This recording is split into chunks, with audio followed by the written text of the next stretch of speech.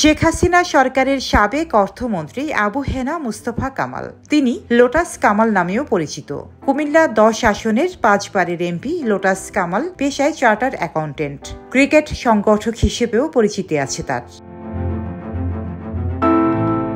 কিন্তু সব পরিচয় ছাপিয়ে তিনি একজন বিশেষজ্ঞ অর্থনীতিবিদ। তবে তার হাতেই দেশের অর্থনীতি পঙ্গুত্ব বরণ করেছে, কারণ গণঅভ্যুত্থানে আওয়ামী সরকারের পতনের পর দেশ লুটপাটের বিশেষজ্ঞ হিসেবে তকমা পেয়েছেন তিনি।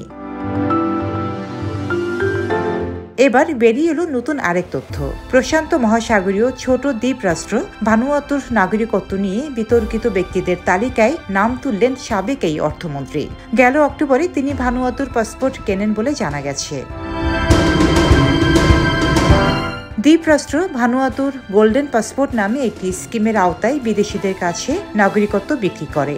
$1,30,000 বিনিময়ে এই নাগরিকত্ব কেনা যায়। মাত্র 1 মাসে এই প্রক্রিয়া সম্পন্ন করা যায়। এমনকি সরাসরি না গিয়েও দেশটির নাগরিকত্ব পেতে কোনো অসুবিধা হয় না। সেই সুযোগই নিয়েছেন লোটাস কামাল। দেশটির পাসপোর্টধারীরা যুক্তরাজ্য ও ইইউ সহ 130টি দেশে ভিসা মুক্ত ভ্রমণ করতে পারেন। এর আগে অর্থমন্ত্রী থাকাকালে লোটাস কামাল শেয়ার কারসাজির মাধ্যমে হাজার কোটি টাকা লোপাট করেন। মালয়েশিয়ায় কর্মী রপ্তানি সিন্ডিকেটের মাধ্যমেও হাতিয়েছেন বিপুল অর্থ। নিয়ন্ত্রণ করতেন আর্থিক ও ব্যাংক খাত, পেতেন তদবির, নিয়োগ, পদোন্নতি ও বদলি বাণিজ্যের কমিশন। নিজের ও স্বজনের নামে হাজার হাজার কোটি টাকা পাচার করেন। ডেস্ক রিপোর্ট, সাম্প্রতিক দেশকাল।